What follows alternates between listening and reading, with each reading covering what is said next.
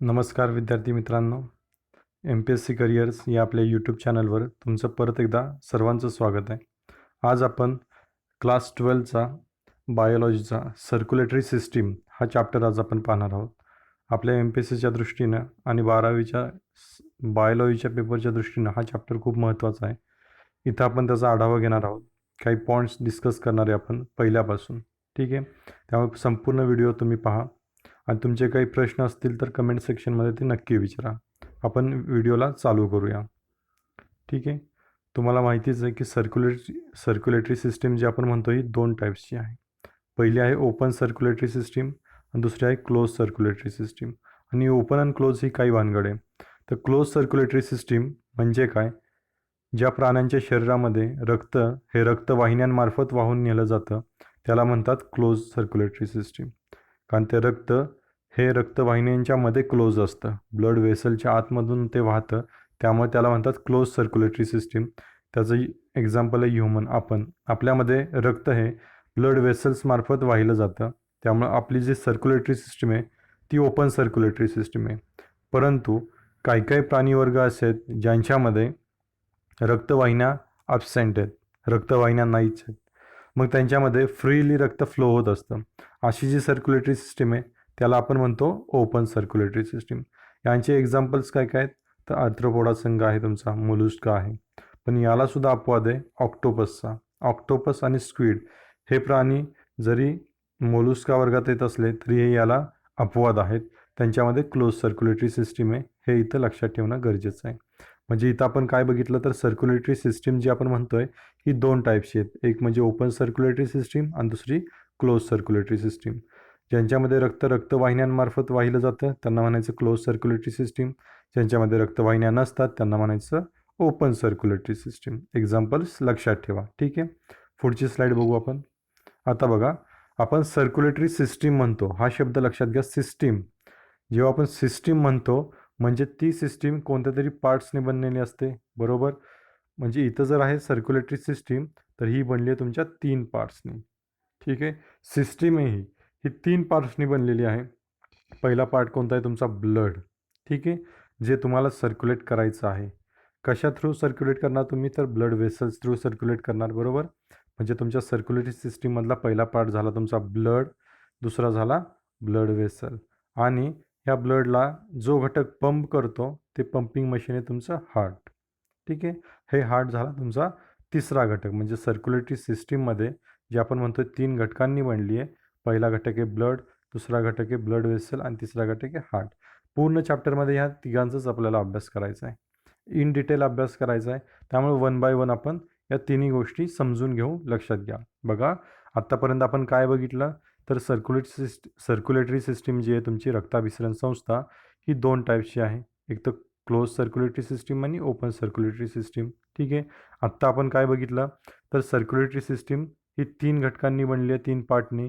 पहिला घटक आहे तुमचा ब्लड, दुसरा ब्लड वेसल आणि तिसरा हार्ट. या 3 घटकांचाच आपल्याला नीट डायग्रामॅटिकली अभ्यास करायचा या व्हिडिओमध्ये. ठीक आहे, बघा बघा, ब्लडच्या एक जनरल प्रॉपर्टीज आपण इथं बघून घेऊ की ब्लडच्या आपल्याला जनरल प्रॉपर्टीज ह्या माहीत असणं गरजेचं आहे. ठीक आहे, पहिली तर दिले ब्लडची डेफिनेशन दिले, व्याख्या. ब्लड काय आहे बघा, ब्लड काय आहे ते बघा. ब्लड हे काही सेल नाही आहे, ही टिश्यू आहे. काय दिलं आहे? टिश्यू आहे. पण कोणती टिश्यू आहे? It's a fluid connective tissue. टिश्यूचे जे वेगवेगळे प्रकार आहेत जे आपण पुढं पण बघणार आहे त्यातला एक प्रकार आहे कनेक्टिव्ह टिश्यूचा. त्या कनेक्टिव्ह टिश्यू प्रकारातला ब्लड आहे तुमचं. जर ब्लड काय आहे ते विचारलं तर असं नाही सांगायचं की त्या सेल आहे की काय आहे. ब्लड हे टिश्यू आहे आणि कोणत्या टाईपचा टिश्यू आहे? ते कनेक्टिव्ह टिश्यू आहे, हे लक्षात ठेवा. ते फ्लुइड आहे आणि ते कनेक्टिव्ह टिश्यूचा प्रकार आहे. त्यामुळे ब्लडची डेफिनेशन काय केली जाते? It's a fluid connective tissue. बघा, तुमच्या बॉडीचं जर वजन काढलं तर 8% वजन हे तुमच्या रक्ताचं असतं. It consist of 8% of total weight of your whole body. ठीक आहे, आपल्या मानवी शरीरामध्ये ॲप्रॉक्सिमेट 5 ते 6 लिटर रक्त असतं. 5 ते 5.5 लिटर रक्त असतं आपल्या शरीरामध्ये, हे लक्षात ठेवा. ब्लडचा pH काय? 7.4. ब्लडचा जो pH आहे, पोटॅन्स हायड्रोजन pH, हा 7.4 असल्यामुळं ते बेसिक इन नेचर आहे. आता जेव्हा तुमच्या कॉम्पिटिटिव्ह एक्झाम्स असतात त्यामध्ये हा प्रश्न हमखास विचारला जातो. एक तर ब्लडचा pH काय हा प्रश्न, किंवा त्याचं नेचर काय. जर ब्लडचा pH आहे 7 तर त्याचं नेचर असणार आहे तुमचा basic nature, basic in nature. ही काय भानगड आहे बघा. pH स्केल सगळ्यांना माहिती असेल 14पर्यंत असतं, 0 पासून 14पर्यंत. मध्ये 7ला न्यूट्रल असतं. 7 ते 14 जे असतात ते बेसिक असतात आणि 0 ते 7 असतात ते ॲसिडिक असतात म्हणजे आम्ल. इथं आम्ल असतात आणि इथं आम्लारी असतात 7 ते 14मध्ये. म्हणजे जर तुमचं ब्लडचा pH आहे 7.4 तर तुमचं ब्लड कसं असणार आहे, बेसिक इन नेचर. हा लक्षात ठेवा, प्रश्न विचारतात एक्झामला. ठीक आहे, ब्लडचा pH 7.4 आहे आणि ब्लड बेसिक इन नेचर आहे. ठीक आहे. पुढं काय दिलं आहे बघा, हिमॅटॉलॉजी. हिमॅटॉलॉजी म्हणजे काय, study of blood is called as haematology. रक्ताचा अभ्यास करणं याचं जे शास्त्र आहे त्याला म्हटलं जातं हिमॅटॉलॉजी. हा शब्दसुद्धा लक्षात ठेवा.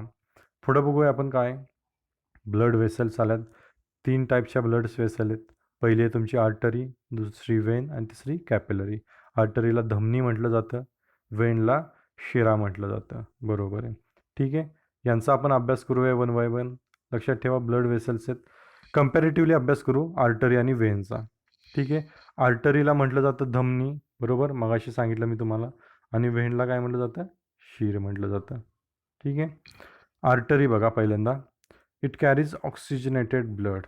म्हणजे काय, शुद्ध रक्त असतं आर्टरीमध्ये. म्हणजे वेनमध्ये कुठलं असणार, डिऑक्सिजनेटेड म्हणजे अशुद्ध रक्त.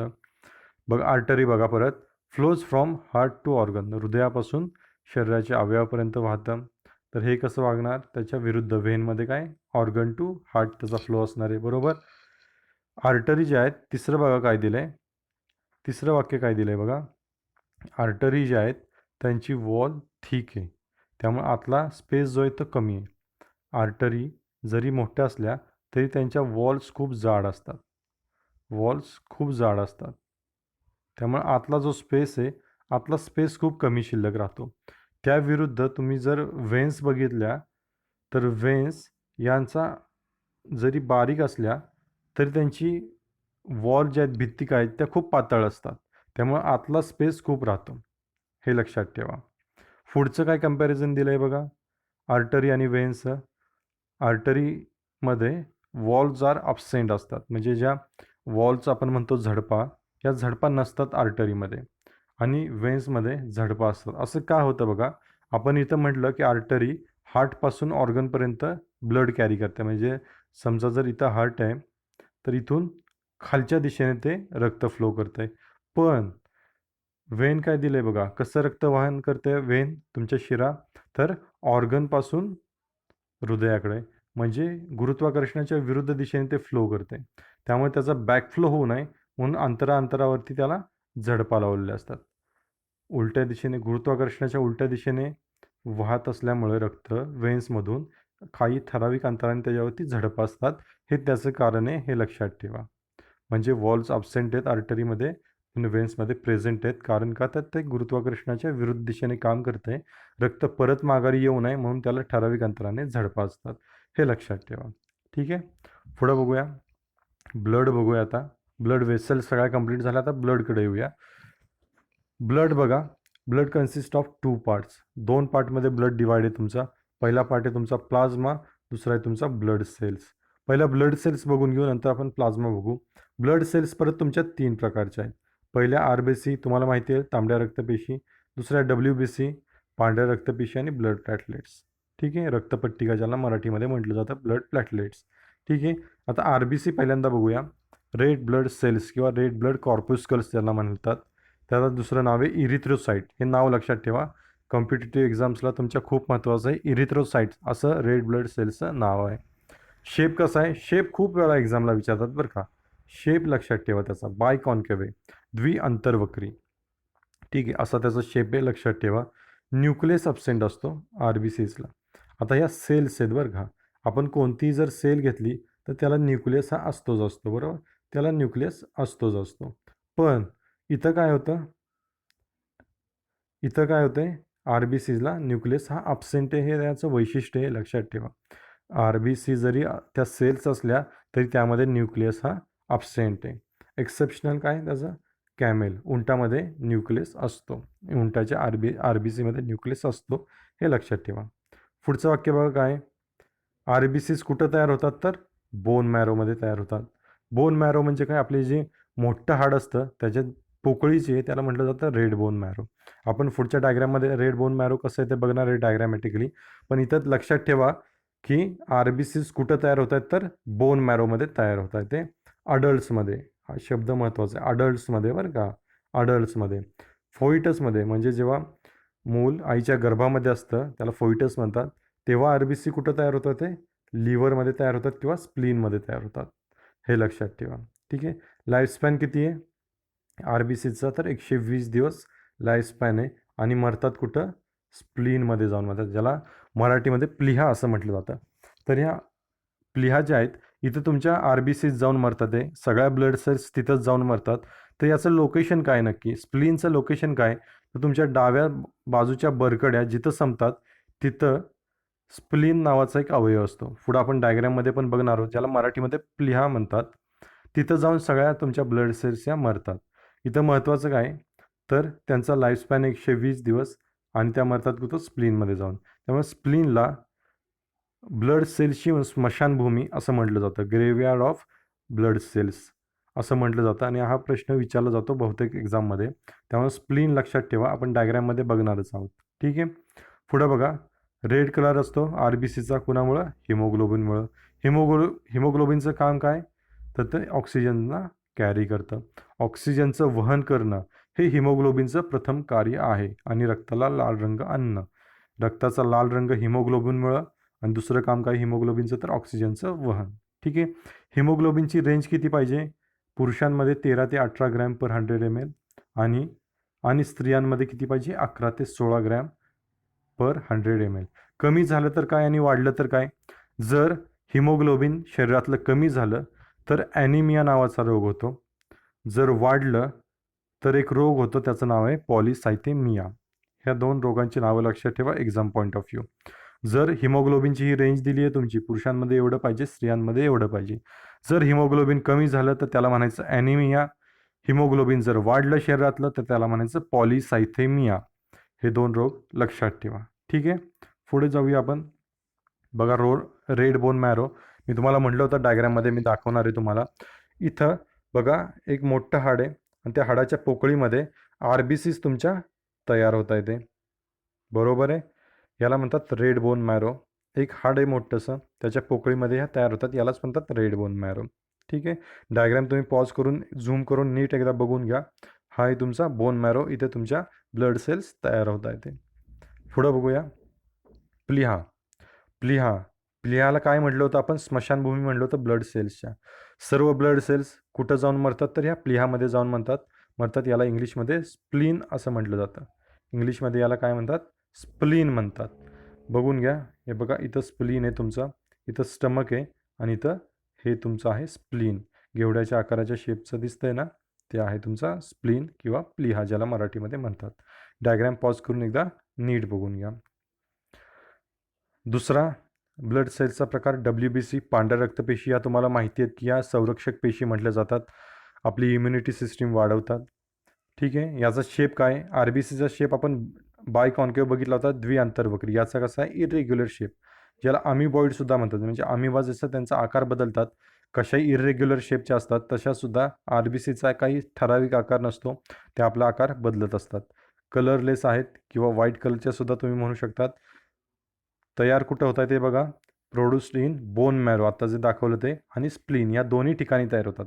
बोन मॅरोमध्ये सुद्धा आणि स्प्लीनमध्ये सुद्धा, या दोन्ही ठिकाणी तयार होतात. लाईफस्पॅन बघा 3 ते 4 दिवस जगतात. आता महत्त्वाचा पॉईंट, यांच्या 5 टाईप्स. WBCचे 5 टाईप्स आहेत. बघा, पहिला ॲसिडोफिल, ॲलर्जीमध्ये यांची संख्या प्रत्येकाचं एक काम आहे, वैशिष्ट्य, ते काम लक्षात ठेवा. ॲसिडोफिल काय, ॲलर्जीमध्ये यांची संख्या वाढते. बेसोफिल काय करतं, हिस्टामाइन आणि हिपॅरिनचं वहन करतं. हिपॅरिनचं काम काय, तर शरीरामध्ये तुमचं रक्त गोठू नये म्हणून हिपॅरिन काम करतं, मदत करतं. हिस्टामाइन काय होतं, तुम्हाला जेव्हा हाताला सूज येते काही चावल्यानंतर वगैरे, तेव्हा तिथं जे स्त्रवलं जातं ते असतं हिस्टामाइन. ठीक आहे. हे लक्षात ठेवा. याचं वहन कोण करते, तर बेसोफिल करते. तिसरा WBCचा प्रकार आहे लिम्फोसाईट. हे ॲक्च्युली तुमचं अँटीबॉडीज तयार करते, प्रतिद्रव्य तयार करण्याचं काम करते लिम्फोसाईट. लिम्फोसाइटनी प्रतिद्रव्य केल्यानंतर सूक्ष्मजीवांना मारण्याचं काम कोण करते, तर न्यूट्रोफिल करते, तुमचं किल्स पॅथोजन बॅक्टेरिया एक्सेट्रा. आता न्यूट्रोफिलनी बॅक्टेरिया तुमचे मारले, सूक्ष्मजीव मारले, तर त्यांना डायजेस्ट करण्याचं काम कोण करते, तुमचं मोनोसाइट. असे 5 प्रकारे तुमच्या WBCचे ॲसिडोफिल, बेसोफिल, लिम्फोसाइट, न्यूट्रोफिल आणि मोनोसाइट. हे तुम्ही नोट्समध्ये नीट लिहून घ्या, खूप महत्त्वाचे आहे. ठीक आहे. बघा WBC ही डायग्रॅम बघायच्या अगोदर वरती 2 कन्सेप्ट दिलेत ते बघा. जर WBCचा काउंट जर कमी झाला, WBC काउंट इज लेस, तर एक रोग होतो, त्याला म्हणतात ल्युकोपेनिया. जर WBCचा काउंट खूप वाढला, ठराविक लिमिटपेक्षा WBC खूप वाढल्या, तर होतो तुमचा रक्ताचा कर्करोग, ज्याला म्हटलं जातं ल्युकेमिया. रक्ताचा कर्करोग याला म्हटलं जातं ल्युकेमिया. ब्लड कॅन्सर म्हणजेच ल्युकेमिया, हे लक्षात ठेवा, ल्युकेमिया. आता ल्युकेमियाची केस खाली डायग्राममध्ये दिली आहे बघा. पहिल्यांदा त्यासाठी नॉर्मल ब्लड बघा कसं आहे तुमचं, हे नॉर्मल ब्लड बघा कसं आहे. त्यामध्ये RBCज आहेत, WBCज आहेत. WBC इथं दिलेत बघा, न्यूट्रोफिल, लिम्फोसाइट्स वगैरे, मोनोसाइट्स वगैरे. ठीक आहे. हे तुमचे नॉर्मल ब्लड. जेव्हा ल्युकेमिया होतो, रक्ताचा कर्करोग होतो, हा कधी होतो, जेव्हा WBC काउंट वाढतो तेव्हा. तेव्हा बघा WBCचा काउंट कसा वाढला आहे तुमचा. याच्यामध्ये कसे आहेत आणि याच्यामध्ये WBC कसे आहेत, एकदा डायग्राम झूम करून एकदा नीट बघा. याला म्हणतात ल्युकेमिया, रक्ताचा कर्करोग. त्यामुळे ल्युकोपेनिया आणि ल्युकेमिया हे दोन्ही गोष्टी लक्षात ठेवा. ठीक आहे. डायग्राम एकदा पॉज करून नीट बघून घ्या, तुम्हाला सगळा कन्सेप्ट क्लिअर होऊन जाईल डायग्राममध्ये. ओके. पुढं बघूया. शेवटचा ब्लडचा प्रकार आहे ब्लड सेल्सचा प्रकार आहे, not blood. Blood cells 3 number, blood platelets. याला रक्तपट्टिका असं सुद्धा म्हटलं जातं. यांचा शेप बघा कसा आहे. आपण पहिल्यांदा RBCचा शेप बघितला, बाय कॉन्केव. याचा शेप बघा कसा आहे. सॉरी, इथं बाय कॉन्केव लिहिलं आहे, बाय कॉन्केव नाही आहे शेप त्याचा, बाय कॉन्व्हेक्स आहे शेप. ठीक आहे. कॉन्व्हेक्स आहे, द्विबहिर्वक्री शेप आहे याचा. ब्लड प्लॅटलेट्सचा बाय कॉन्केव नाही आहे. ठीक आहे. बाय कॉन्व्हेक्स आहे, द्विबहिर्वक्री, म्हणजे RBCच्या कम्प्लीट अपोजिट. RBCचा बाय कॉन्केव आहे, ब्लड प्लॅटलेट्सचा ब्लड कॉन्व्हेक्स आहे, हे लक्षात ठेवा. कलरलेस आहेत. ठीक आहे. याच्यामध्ये लक्षात ठेवा, न्यूक्लियस अब्सेंट असतो. जगतात किती दिवस, 5 ते 10 दिवस जगतात. बोन मॅरोमध्येच त्या तयार होतात. मगाशी बोन मॅरोची डायग्राम आपण बघितली, त्या बोन मॅरोमध्येच ते तयार होतात. आणि महत्त्वाचं काम काय यांचं, काम महत्त्वाचं यांचं, की help in clotting of blood. रक्त गोठण्याच्या क्रियेत हे मदत करतात. म्हणजे आपल्याला जेव्हा बाहेरून जखम होते, तिथून रक्त काही काळ वाहून जातं, पण त्यानंतर ते साकळतं आणि तिथं गाठ तयार होते. हे जे क्लोटिंग होतं ब्लडचं, या ब्लड क्लोटिंगमध्ये ह्या ब्लड प्लॅटलेट्स हे तुम्हाला मदत करतात. ठीक आहे. जसं आपण RBCला इरिथ्रोसाईट म्हटलं होतं, तसं ब्लड प्लॅटलेट्सला थ्रम्बोसाइट्स असं म्हटलं जातं. ठीक आहे. काय म्हटलं जातं, थ्रम्बोसाइट्स. आता ब्लडची डायग्राम एक नीट बघून घ्या. एक शेवटला एक डायग्राम दिली आहे तुम्हाला, एक ओव्हरव्ह्यू तुम्हाला नीट कळावं म्हणून. बघा, बाय कॉन्केव शेप RBCज बघा, मध्यभागी त्या चपट्या झाल्यात, आत गेल्यात मध्यभागी, त्याला म्हणतात बाय कॉन्केव. ठीक आहे. तुमच्या WBC बघा पांढऱ्या आकारानं. ठीक आहे. आणि बाय कॉन्केवच्या अपोजिट आता ह्या मध्यभागी चपट्या आहेत, तर ह्या बघा मध्यभागी फुगेरे तुमच्या ब्लड प्लॅटलेट्स. ह्या ज्या दिसत आहेत तुम्हाला, या आहेत ब्लड प्लॅटलेट्स. ठीक आहे. अशी तुमची ब्लडची कंप्लीट डायग्राम एक तुम्ही पॉज करून नीट बघू शकता. ठीक आहे. हा आपण सर्क्युलेटरी सिस्टीम बघत होतो, पार्ट 1 आहे. आपण उद्या याचा पार्ट 2 बनवणार आहोत. ठीक आहे. व्हिडिओ बघितल्याबद्दल धन्यवाद. आपल्या चॅनलला सबस्क्राईब करा आणि आपल्या मित्रांनासुद्धा शेअर करा. थँक्यू.